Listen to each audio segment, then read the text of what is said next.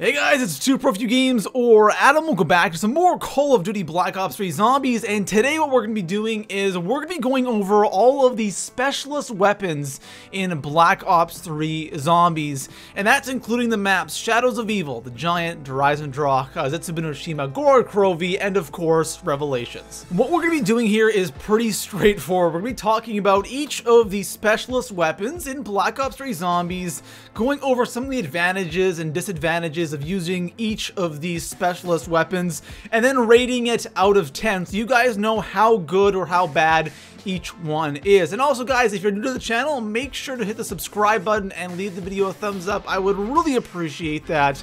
But besides that guys, let's start things off. So starting things off with Shadows of Evil, we have the sword, and I give the sword a 7 out of a 10, and let me explain why. First off, the good things about this thing. I absolutely love the sword. I think it's a really effective specialist weapon. If you're going for high rounds, you have to have this thing. It's really important to have the upgraded sword when going to higher rounds, and especially I love that one feature or attack with the sword where you can just take it out. You can kind of summon the sword, then put your sword away, but that sword is still kind of hovering around you, killing zombies as you're walking around or attacking the Margot or doing whatever. That is so nice, so helpful, and I absolutely love that. But overall, guys, the sword, the non-upgraded sword, it's a great specialist weapon. But the thing is, with this, you really have to upgrade it. The regular sword is just okay. There's nothing more to it. It's just okay. So that means you kind of have to upgrade the sword. If you really want to see what the sword is all about, you gotta upgrade it.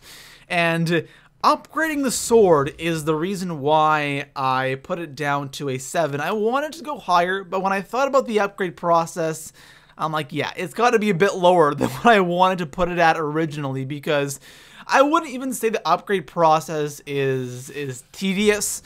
It's just long. Like, it's a long process from not having the sword at all to getting the upgraded sword. It takes a little bit of time. And think about it. You have to find the symbols first, then you have to unlock the area where the swords are, grab your egg, go around the map, place the egg in 4 locations, then come back, grab the sword, then you have to go to your character's area of the map, grab the other egg, you know, kill the Margwas, come back, and you finally get your sword. And it really isn't really that difficult. It just takes a long time, and having to do that every single game, yeah, that's really not the funnest thing in the world. Doing it once in a while, it's not a problem, but if you play it and you're constantly wanting to get the upgraded sword, it just becomes kind of annoying. It just takes a really long time, and I don't like that, because there are other specialist weapons in Black Ops 3 Zombies that you don't have to do nearly as much work to get, and they are, if not as effective, more effective than the sword. But overall, guys, it's great. It's just that upgrade process that lowers it down to a 7 out of a 10 for me. The next weapon that we're going to be going over is the Annihilator on the Giant, and let me just start off by saying that I'm really not a fan of the Annihilator, and I give this thing a 4 out of a 10, and brace yourselves, because I'm kind of about to rip up the Annihilator. And the thing is about this thing is it sucks. Like, it just flat out sucks, because when you compare it to other specialist weapons in Black Ops 3 Zombies, it is really bad. And I would say it's decent up until round 25. Like, it's okay, but after that, it's just completely worthless. But here's the thing. It's totally okay, because it's the Giant, and the Giant originally didn't have anything like this, or should it have anything more powerful than this? If they had the Annihilator on there and it absolutely killed, then I think that would kind of ruin the whole Giant vibe, because the Giant is a remastered map, or it's a map from World at War here in Black Ops 3, and it never had anything like that. So I'm totally okay with the fact that this thing isn't good. You know, you get a XP bonus when you pick it up, and you do the fly trap Easter egg, and for the amount of work that you're doing, you should be getting a weapon like this. On other maps, you do a lot more work to get these, you know, specialist weapons. On this map, you do pretty much nothing. You shoot a switch outside the map, you shoot through teddy bears, and then that's it. And then you get this thing. And again, it perfectly fits for the amount of work you do and for the map that it is. I'm totally okay with the fact that the Annihilator really isn't all that good. The next map that we're going to be going over is Eisendrache, which has the Ragnarok. And I'm giving the Ragnarok a 6.5 out of 10. That's a high 6.5. I was kind of wanting to go to a 7, but I think 6.5 is fair. But again, it's a higher 6.5. I think the Ragnaroks are pretty damn good. Now, when Eisendrache first came out, I really used the Ragnaroks. Like every single game, I would get the Ragnarok all the time. Now, I don't really get it all that much, and I don't know why, but I just feel that we've kind of developed so many strategies on killing the Panzer, and I feel like the Ragnarok was really meant for the Panzer. I know you can kill zombies with it, and it helps get out of certain situations and corners, but I just don't use it as much anymore. But overall, the Ragnarok does a good amount of damage. Where the Ragnarok really shines, in my opinion, is the different attacks that it has. You have the first one, that's this 0G attack, where the zombies get lifted up into the air. And I feel that can be helpful for zombies, but it's more for the Panzer and protecting you from the Panzer. You place that thing down, and the Panzer kind of gets stuck in the air. You can go ahead and kill him. That's okay. And then also you have the gravity slam, or the slam feature, and similar to the gravity spikes, or exactly the same thing as the gravity spikes, that is super effective against the zombies. And if you get in a bad situation, you get cornered, you take the Ragnaroks out, you slam the ground, and you're good to go. Or if you want to kill zombies, you can do that. Really not effective against the Panzer, believe me, I've tried and I've failed with it. But for zombies, it is a great weapon. And honestly, I don't really have anything negative to say about the Ragnaroks. The only thing is, I wish it was a little more powerful, maybe, and a little more effective against the Panzer with the gravity slam. Not the 0G effect, but the slam. I wish that did a little bit more damage towards the Panzer. But overall, guys, the Ragnaroks are pretty decent. Now we're going to be moving on to Zetsubou No Shima.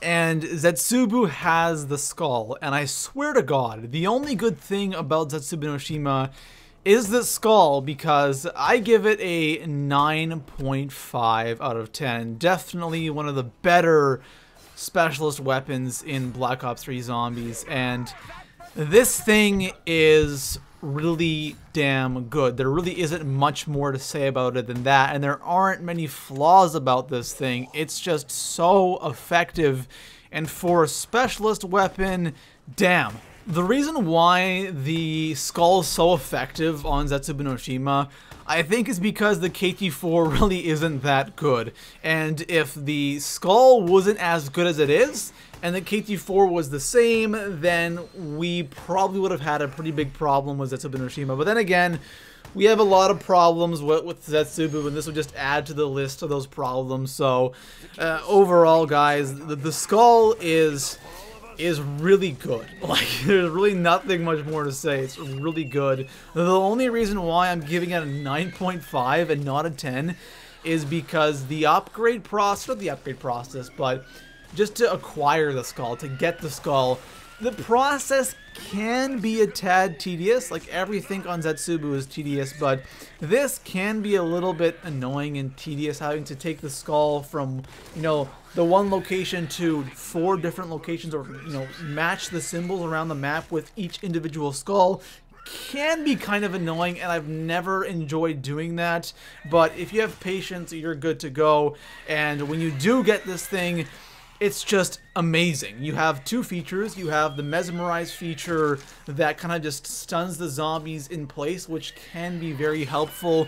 And then you have the feature that kills the zombies, and this is incredibly effective. It kills everything. Thrasher zombies, like, instantly. You can kill so many zombies. It lasts so long, too. and then when you are run out of ammo with it, the recharge time is so damn quick. This is such a good specialist weapon in zombies, and like I said, it's probably one of the only good things about Zetsubou No Shima. Next up, guys, we have Gorod Krovi, and the Gorod Krovi has the Gauntlet of Siegfried, and I'm gonna give this guy a 7 out of 10.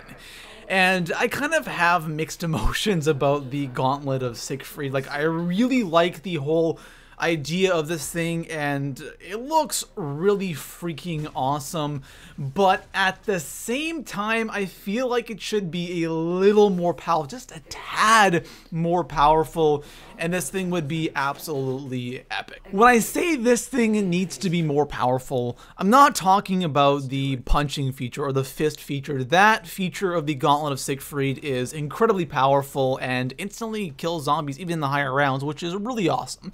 I'm talking about the dragon flamethrower, and then you can let the dragon fly and it kills zombies for you. I wish that was a little more powerful, and I understand why it is the way that it is, because of course you do have that fist feature, but I feel that when you take out the dragon flamethrower, even in like the mid-20s, the thing just doesn't seem that effective. Even in the early 20s, it doesn't seem like it's doing all that well.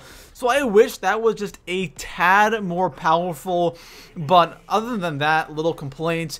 I think the Gauntlet of Siegfried is a pretty awesome specialist weapon. It's unique, and you have a lot of different attacks with it. You can use the flamethrower, you can send the dragon off to kind of rain down on the zombies, and then of course you have the fist, which is the most powerful attack of the Gauntlet of Siegfried. Now, there is one thing about the Gauntlet of Siegfried that I kind of have like mixed feelings about, and that's the upgrade process, because with some of the other specialist weapons in Black Ops 3 Zombies, you can get it relatively quickly. With this, not so much, which really isn't a problem. It just takes time. There's nothing you can do about it, right? With some of these other things, if you really wanted to, you could get a lot of this stuff done early on. With this, you kind of have to wait, because when you get the egg, or you have to wait till you get to the hatchery, which takes time. You got to get all of the drop down all those Groff modules, get the dragon controller assembled, and then you can go to the pack-a-punch area or the hatchery where the egg is located. And then you pick up the egg, you place the egg, and you have to wait around.